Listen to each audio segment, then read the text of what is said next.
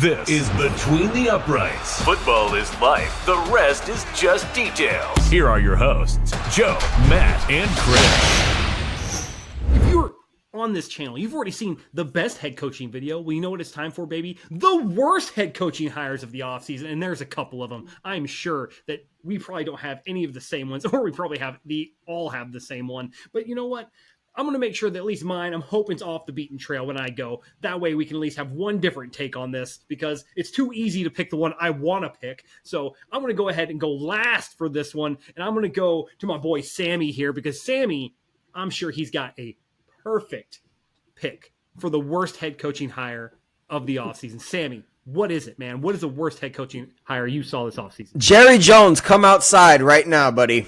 Come outside, Jerry Jones. I want to speak to you. Come outside, man.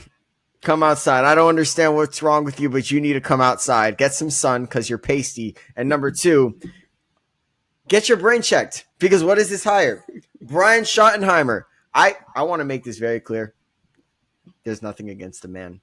He's been a coach for a long time in the league, right? He's been an assistant. He's been an offensive coordinator, right? And you know, he's probably such a nice guy. Probably got a wife and some kids. Maybe a dog at home, big house. He's probably he's probably a great human being. And I mean, no disrespect to Brian Schottenheimer because it's not your fault, buddy.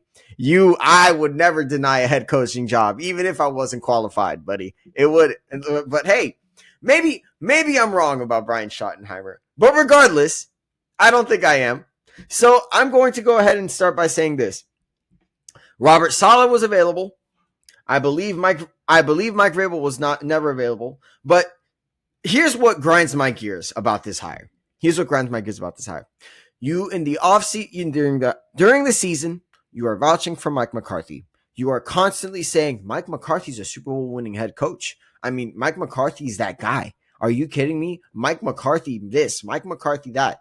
You get to the table and Mike McCarthy's like, "Oh, I'm that guy, right? Here's the money." Jerry Jones says, "Nah, you're not that guy that much, you know. I don't think you're that guy like to that amount. I mean, we'll give you this." And Mike McCarthy, after hearing everything that Jerry Jones said this offseason about him, was like, "Oh, so you're not willing to give me my price? I'm out of here. We're not going to agree on it. I'm out of here." And I don't know what Mike McCarthy's going to do. He's probably going to wait for next year's coaching cycle because by the time the hire happened, they didn't come to a conclusion. By that time, I mean, everybody was essentially hired. So I believe they interviewed Robert Saleh and decided not to hire him. They interviewed Leslie Frazier, Kellen Moore even. I wouldn't have been a big fan of Kellen Moore either, if I'm being honest. But Brian Schottenheimer, I mean, the offensive coordinator next to Mike McCarthy, here's what I'm thinking. And here's why I think this hire is so bad. Because clearly, Jerry Jones doesn't want anybody to step on his toes. And that is exactly why this hire was made. It was not because there were no other candidates out there. It was not because the candidates didn't live up to it's not because he thought the candidates weren't good. No. This is one reason only. And this is why Jerry World will never see a Super Bowl banner for as long as he is still there. He can't get past his own ego. And it's just Eagles, right? He can't get past the Eagles either. He can't get past the Eagles either. Yeah, you know what? That's a great point, Joe. And they won't this year or in the years prior because I don't know if you noticed, they kind of are young enough to build a dynasty over there. So with that being said, this is the worst hire of the entire offseason. It's lazy. It's uninspiring. The guy has no head coaching experience. And now, don't get me wrong. He has a good track record. I mean, he worked with Andrew Luck. I mean, and Andrew Luck had a great year, but it's not really anything that screams, "Oh, you should be a head coach." There's a reason he's been an offensive coordinator 7 different places, okay? Don't you think, Jerry, you would think that he's been an offensive coordinator and not anything else, literally the past 10 plus years. But no, let's hire him to be our head coach because you can't, for whatever reason, find a head coach that is hard-nosed, ready to run through a brick wall, discipline your players. You don't want to do any of that. Let me just go ahead and hire this pipsqueak of a head coach. Sorry, Brian, this is not your fault again. I'm so upset at this hire. I'm so upset at this hire because the Cowboys being good is actually good for the NFL. It is. I like seeing the Cowboys good because it gives me something to look forward to every Thanksgiving when they lose to whatever team. But unfortunately, the Cowboys aren't going to be good this year because I don't know if they're going to be good for years to come because I don't like this hire. Straight up, worst hire of the offseason, most uninspired hire of this offseason. I'm sick and tired of Jerry Jones, man. I really am because it's unbelievable how a man can be in this much power, be so delusional for so long with all of his yes men around, have a franchise be so stuck for so long, and you guys get the point. This is a very bad hire, ladies and gentlemen. Oh my goodness, my throat hurts. Damn. Oh. See, I thought picking Brian Schottenheimer was gonna be like an offshoot. Like I was like, oh, I'll pick Brian Schottenheimer. That was the guy I was like going to save in my back pocket. Apparently, we can't do that because Brian Schottenheimer is pretty much unanimously the worst hire on this panel. So, I mean, if I right in that, do we all really realistically pick Brian Schottenheimer? No, Chris didn't. Matt, I know you did. Well, just real quick, I'll talk about what I had on Brian Schottenheimer too, because he was my number one. He was my worst. Like he was my worst hire of the offseason.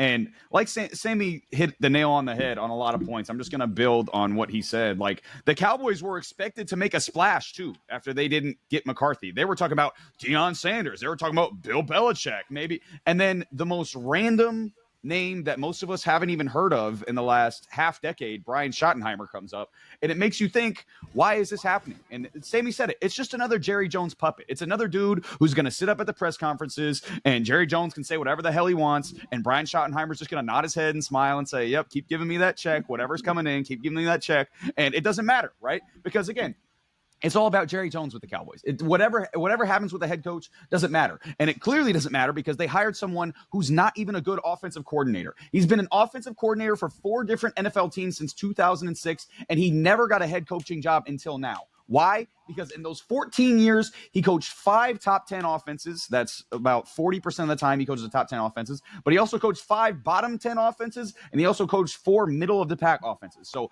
he is a mid-offensive coordinator by definition. Like he's got, sometimes he's good, sometimes he's bad, and sometimes he's right in the middle, like almost an exact even amount of time. So he's not a good offensive coordinator. And the last 2 years for the Cowboys where he was OC, wasn't even calling the plays because he's not good at calling the plays because everyone will tell you he's way too conservative when he calls plays. He doesn't take any chances. He calls plays to lose the game. Brian Schottenheimer wasn't even a good offensive coordinator. So again, he was also, the last time he called the plays, he was the quarterback coach and passing game coordinator for Trevor Lawrence's rookie year when Urban Meyer was the head coach, which is one of the most historically bad teams and one of the most historic disasters of all time. And he was the offensive coordinator for that. He was calling the plays for that. So again, my favorite hire.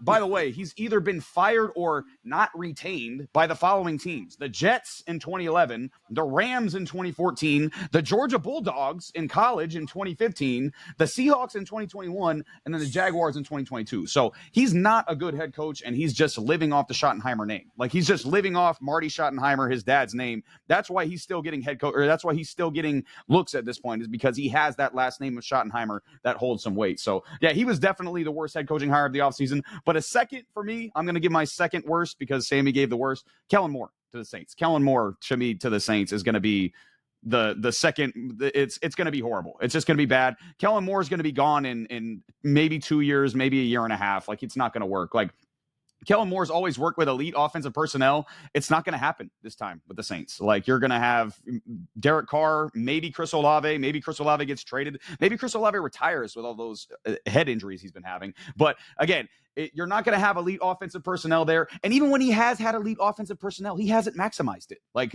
Kellen Moore never maximizes the personnel that he's had, especially from the quarterback position. He left the Cowboys. McCarthy took over. Dak had his best year. The Chargers offense was bad in 2023 with him.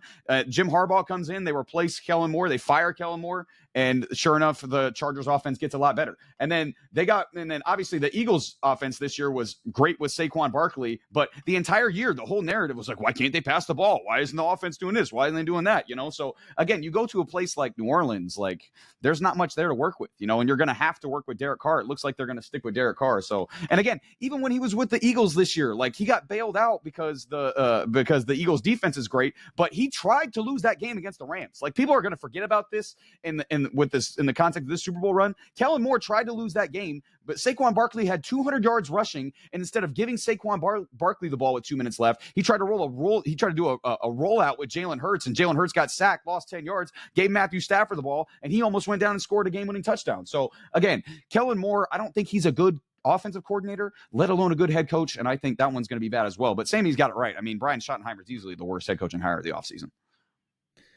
And, I think Chris is on your same Kellen Moore train here. So, Chris, I mean, they gave a scathing review of the Brian Schottenheimer one. So, I mean, if you think you can match that with Kellen Moore, if you're willing to flip, that's up to you, man. But I'm happy to hear what you got on Kellen Moore. So I think I agree with the Dallas Cowboy take. Obviously, I agree with it. I think that's the reason why I went elsewhere, because it's kind of an easy one. Is like I think everybody who watches the NFL, who pays attention to it in any degree, we all know that was the worst. We all know that. It definitely has to be second to worst. Absolutely, without a shadow of a doubt, has to be Kellen Moore. And we have to understand there's only so many reasons as to why he got the opportunity to begin with. Okay. So for people who aren't really familiar with what he's done, he hasn't done much. Okay. He's only been a coordinator for 6, and I can't even say as a offensive coordinator, because he's only been an offensive coordinator for 5 years. So he left the Cowboys, he retired, and then went in his first year with the Cowboys as a coach. His first coach was the quarterback coach for 1 year. And then the following year is when he took over as their offensive coordinator. And then when their new head coach came in, being why am I missing his name right now? Mike McCarthy. When he came in, he gave him another year. It's like, okay, this isn't going to work. Let him go. Okay, so he stayed there an additional 3 years as their offensive coach. So then he goes to the LA Chargers. Well, we know what happened with that. Okay, back in 2023, we know what happened with that. He gets let go there. And then he goes to the Eagles. He gets fed a bone, essentially. They give you everything you could possibly need to get to the Super Bowl, to actually do anything with an offense. And quite honestly, I agree with Matt. He really didn't have to do much, because you have an all-around, talent in your running back. So you really didn't have to do much. So here's my issue. I think Matt's pretty much already set as far as why, it was a bad hire. But here's where I get to my issue, because we know that the Saints pretty much have been a fucking dumpster fire, okay, for the last several years. We know this already. And we know that's the reason why there were a lot of people who they were trying to interview or did interview, including Mike McCarthy and Joe Brady, and they both pulled out because they didn't want anything to do with it, okay? So they're dead last in cap space. They have an older roster. They don't have a lot of talent. And you're not really setting anybody up to begin with anything. And then you're looking at, a first-year head coach, and you're giving him the reins and saying, hey, thanks for actually taking the job and good luck, right? So I feel like they're literally setting him up in the same form that Robert Kraft and the Patriots set up Gerard Mayo last year. I feel like it's almost the same thing, other than at least Kraft gave Mayo a little bit more money than what Moore is coming into. So I feel like you're already setting him up for failure, for sure, 100%. But my biggest issue is this, okay? And we go back to talking about when you're looking at companies, how companies are ran. So when I look and I say, hey, when I'm an owner, if I'm a billionaire in a company, and I know for the last 4 years, my first, second, third, and fourth quarter have been completely terrible, and I need somebody to come in that's going to be able to kind of take it back to whatever its success rate was, what I'm not going to do is turn it over to an intern who's been with my company for 12 months, who's been sitting with one department the entire time, and who's been helping them stay where they've been at for the last 4 years. Again, and that's all they've been doing. What I'm going to do is I'm going to look for the most qualified person that's been in this type of situation, that is the resume to prove the ability to handle it, that can work with us in like a form of collaboration to return it back to whatever that former glory is. And to me, that is the difference between hiring Kellen Moore and not even taking the simplest shot at trying to talk to Brian Flores. That is my issue, quite honestly. That is 100% my issue. Because when you look at it and you look at Brian Flores'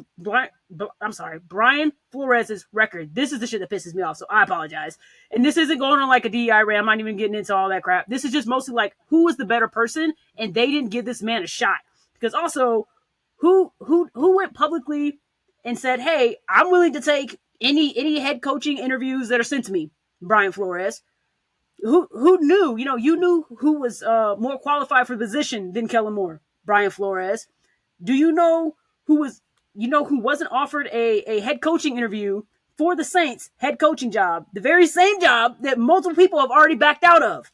Brian Flores, who has also already been a head coach, who has also been in coaching for quite a while, 21 to be exact, who's also already had the ability to build his own teams, has worked in the draft, has worked with building things up, have worked with trying to create a culture. He has all of that. So if you're looking at your team as an owner and you're saying, hey, I need somebody that's going to come in and be able to take it. We just talked about it from ground up. You're starting from the bottom and you're building it up to what we want it to be. You do not bring in your intern to take it over. You bring over somebody, the same thing that the Raiders just did. You bring somebody who has some fucking common sense and who knows how to handle it, especially with the amount of money that you don't have for them.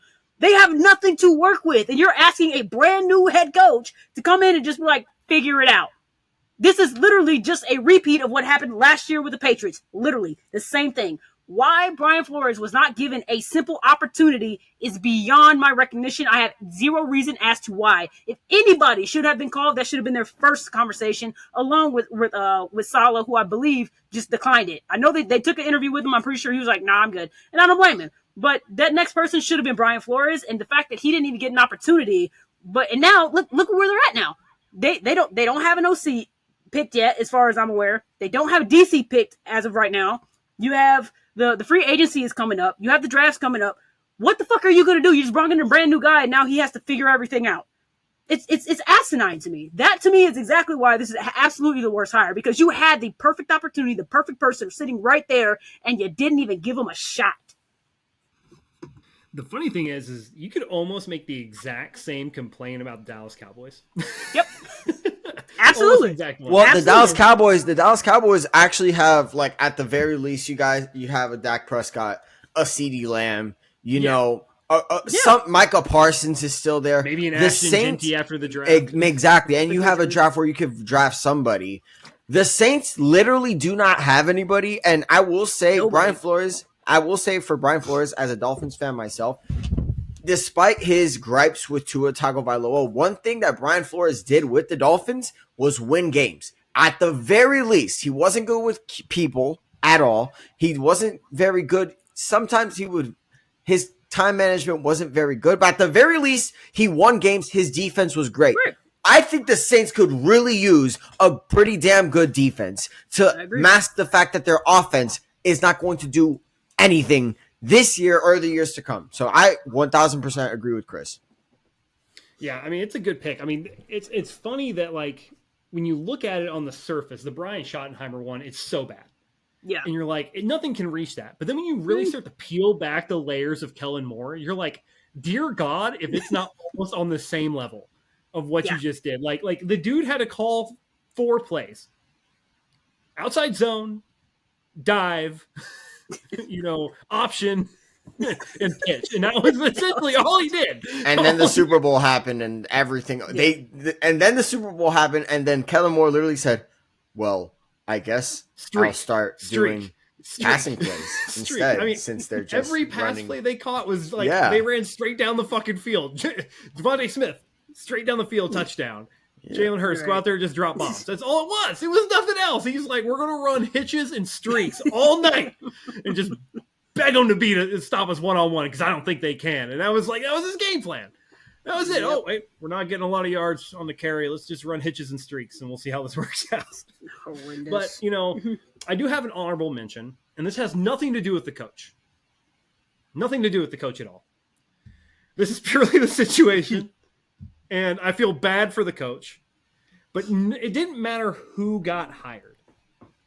It didn't matter who got hired. I know where this is going. The New York Jets head coaching position. We could have insert name here. This is so unfair. And it wouldn't matter. And Aaron Glenn is a good coach. Aaron Glenn is a great coach. I think that if Aaron Glenn had got hired by the Cowboys, if Aaron Glenn had got hired by the Saints, he wanted nothing to do with the Saints. I don't blame him. But if he got hired by the Cowboys, I think Aaron Glenn could have done a great thing in Dallas. I think that would have been a good fit for him. I don't think we would have been able to talk about Brian Schottenheimer because that would have been a good hire. Pete Carroll could have went to the Jets, and I wouldn't have liked it. Mike Vrabel could have went to the Jets, and I wouldn't have liked it. Regardless of what happened, I was going to talk about the Jets hire in this video because the Jets organization in itself is where head coaches who don't deserve to be treated poorly get treated poorly, where quarterbacks who never had a chance in hell in the first place get shit on and sent out of town, and where dysfunction and toxicity are literally, if you look up in the Merriam-Webster dictionary, those two words, it's just MetLife for a Jets home game. That's what it is. All right. It's the Meadowlands with the Jets in town and the Giants out of town. Because honestly, Woody Johnson is without a doubt the worst owner. And it doesn't matter what kind of culture you try to bring into New York. Woody Johnson's still going to be in the locker room. His kids are still going to be in the locker room. The same shit that they try to do or that they did with Saleh there, they're going to continue to do because they believe this is their playground. They believe this is their toy and they get to show it off and do whatever they want with it whenever they want, and no one can tell them no.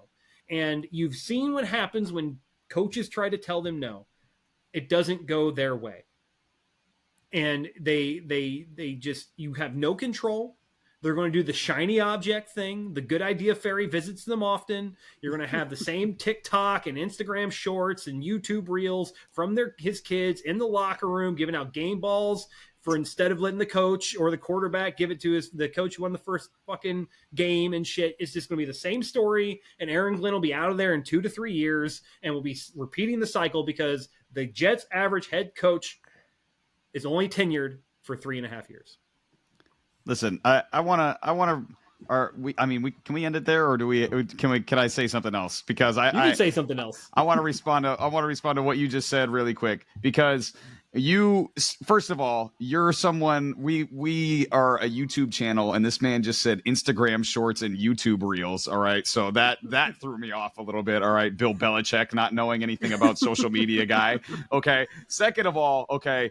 I do want to point out what you said is valid about the owner, which is why another honorable mention needs to be Liam Cohen to the Jacksonville Jaguars. That one has to be mentioned as well, because Mr. Duval with his serial killer looking eyes. Get out of Florida, Liam. That was the worst I've ever heard. It's one of the worst things that I've ever seen. And two, just all the drama surrounding that situation where it was like, he gets the highest paid, he takes the interview with Jacksonville, but he's like, I'm not taking the job unless you fire the GM, and then he goes back and he accepts the highest paid coordinator role with the Bucks, and then the Jags are like, oh no, we will fire the GM, and then he secretly goes back and takes the Jacksonville job. Everyone in Tampa Bay, there's no way that ends in anything positive. I'm sorry, again, I think he's actually a good coach. I think he's going to be it's a good move for Trevor Lawrence. And I think that offense is going to take a step forward, but just everything surrounding it, just how he said Duval, again, it's not anything football with this one. This is all emotion. This is all just how I feel about it. Just watching it from the outside looking in, there's no way that goes well, right? That has to go terribly. So I think Liam Cohen definitely deserves to be mentioned as far as honorable mentions for worst head coaching hires this year. This has been Between the Uprights. Football is life. The rest is just details.